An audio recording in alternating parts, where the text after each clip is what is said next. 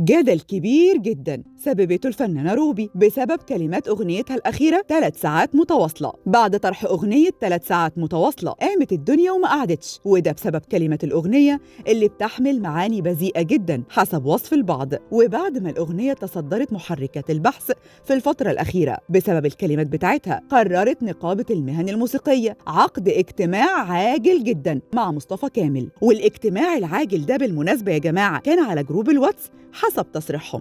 الجو برد ومحدش بينزل من بيته في السقعة، وكان الاجتماع العاجل اللي قلتلكم عليه بتاع جروب الواتس ده بيناقش قرار تغريم روبي وإيقافها أو الاكتفاء بتحذيرها في حالة تثبت عليها إن الكلمات خادشة للحياء. والله عالي يا جماعة، ده بدل ما تفتحوا تحقيق مع روبي وكاتب الأغنية قاعدين تعملوا اجتماع على جروب الواتس.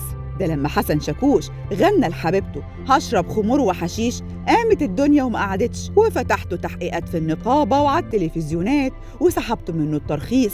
دلوقتي أغنية خادشة للحياء، عيب يعني وقلة أدب بتتناقشوا في كلماتها على جروب الواتس. والله عالي يا عبد العال، لك الله يا مصر. ما تنسوش تشتركوا في قناة مصر اليوم على يوتيوب وتفعلوا زر الجرس علشان يوصل لكم كل الأخبار أول بأول.